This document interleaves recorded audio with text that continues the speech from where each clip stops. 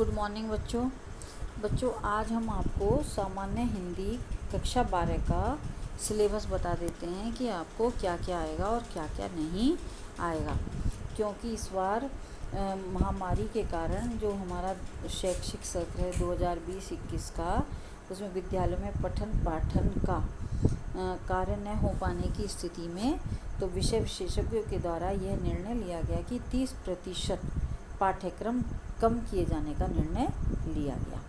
तो चलो बच्चों शुरू करते हैं। देखना,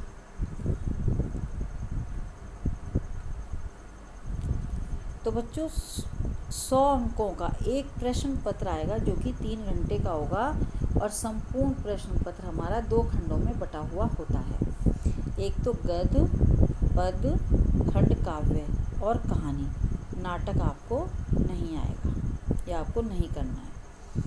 संस्कृत के गद्य, पद्य, निबंध, काव्य सौंदर्य के तत्व, संस्कृत एवं हिंदी व्याकरण और पत्र लेखन।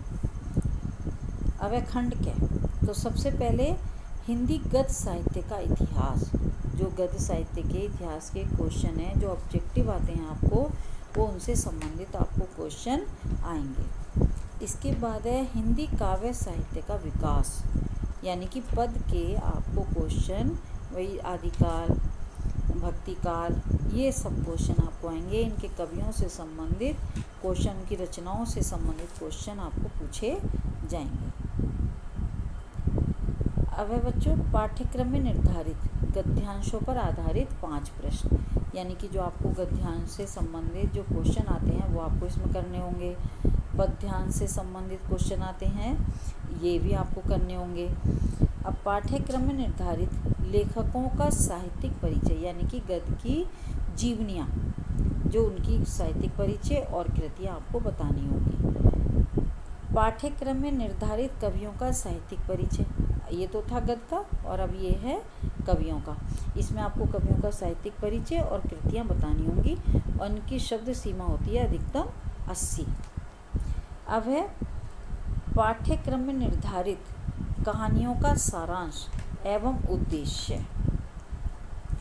पाठ्यक्रम में निर्धारित कहानियों का सारांश, उद्देश्य पर आधारित आपको प्रश्न आएगा जो कि आपको करना होगा।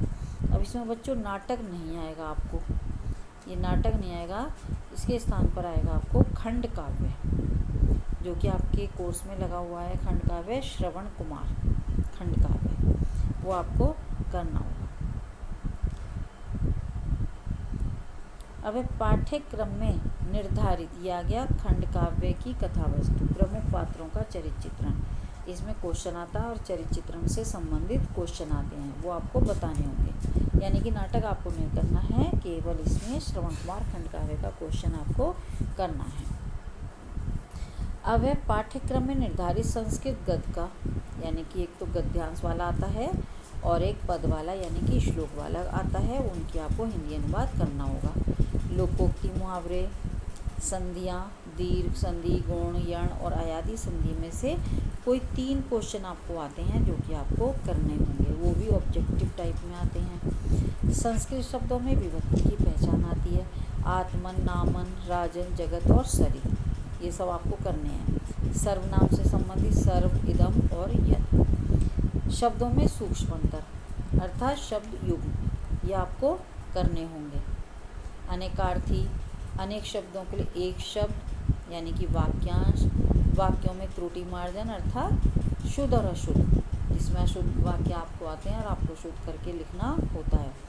रस, श्रृंगार, करुण, हास्य, वीर और शांत रस का लक्षण, लक्षण अर्थात परिभाषा और उदाहरण। अलंकार, शब्दालंकार और अर्थालंकार, ये सब आपको करने हैं। अनुप्रास, यमक, श्लेष, उपमा, रूपक, उत्प्रेक्षा, भ्रांतिमान और संदेह के लक्षण एवं उदाहरण। इसी तरह छंद, छंद हमारे में मात्रिक छंद है, जो कि चौपाई, दोहा, सोठा और कुंडलियाँ, इन्हें आपको परिभाषा और इनके उदाहरण लिखने हैं। अब आता है पत्र लेखन। पत्र में आपको नियुक्ति आवेदन वाला पत्र आता है।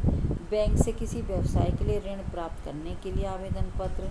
अपने नगर या गांव की सफाई हेतु संबंधित अधिकारी को प्रार्थना पत्र आता है। इसी तरह से अब आता है निबंध। निबंध भी आपको विज्ञान, वाणिज्य, शिक्षा, कृषि, सामाजिक, राजनैतिक चेतना पर आधारित, जनसंख्या या स्वास्थ्य संबंधी, पर्यावरण से संबंधित निबंध, किसी एक विषय पर आपको निबंध लिखना होता है। अब आगे देखते हैं गद्य के चैप्टर कि हमारे में कौन से आएंगे और कौन से नहीं आएंगे, हमें कौन से पढ़ने हैं और कौन से नहीं पढ़ने हैं। तो बच्चों इसमें वासुदेव शरण अग्रवाल आपको पढ़ना है। कन्हैयालाल मिश्र प्रभाकर आपको नहीं पढ़ना, इसे आप क्रॉस कर लीजिए, यानी कि आपको ये नहीं पढ़ना है। डॉक्टर हजारी प्रसाद द्विवेदी पढ़ना है, प्रोफेसर जी सुंदर रेड्डी पढ़ना है। अब ये आया हरिशंकर परसाई निंदा रस, ये आपको नहीं पढ़ना है, यानी कि गद्य में आपको 2 चैप्टर नहीं पढ़ने हैं जो आपके कोर्स में नहीं है। डॉक्टर APJ अब्दुल कलाम आपको पढ़ना है। अब है काव्य की। काव्य में अयोध्या सिंह उपाध्याय पढ़ना है। मैथिली शरण गुप्त पढ़ना है, लेकिन इसमें मैथिली शरण गुप्त का गीत हमें नहीं पढ़ना है, इसे हम काट लेंगे। जयशंकर प्रसाद को पढ़ना है, लेकिन इसमें गीत, जयशंकर प्रसाद का भी गीत हम क्रॉस कर लेंगे, ये भी हमें नहीं पढ़ना है। सुमित्रा नंदन पंत में परिवर्तन को क्रॉस कर लीजिए, ये आपको नहीं पढ़ना है। महादेवी वर्मा पूरा पढ़ना है।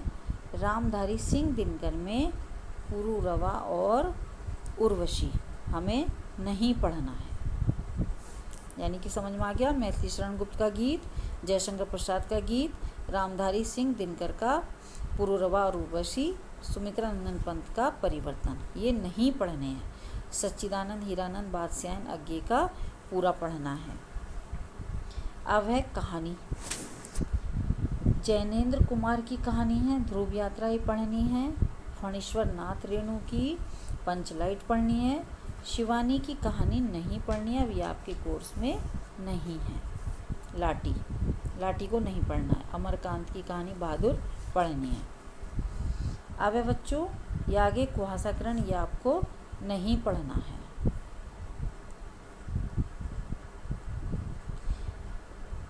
इसके बाद है बच्चों खंड काव्य। खंड काव्य में हमारे कोर्स में जो दिया हुआ है, यहाँ लगा हुआ है, वो है श्रवण कुमार।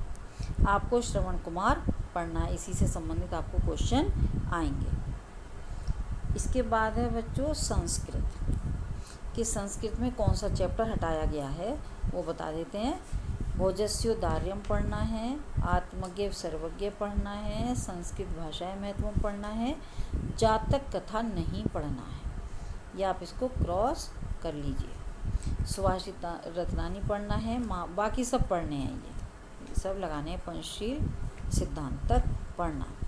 और व्याकरण में आपको शब्द रूप नहीं आते हैं, धातु रूप नहीं आते हैं, शब्द रूप आते हैं, सो वो हमने आपको ऊपर बता दिए हैं। तो बच्चों आपको ये सब समझ में आ गया होगा कि आपको क्या क्या पढ़ना है और क्या क्या नहीं पढ़ना है, तो इसे ध्यान से करना। अगर कुछ और समझ में नहीं आए तो मुझसे लिखकर पूछ लेना।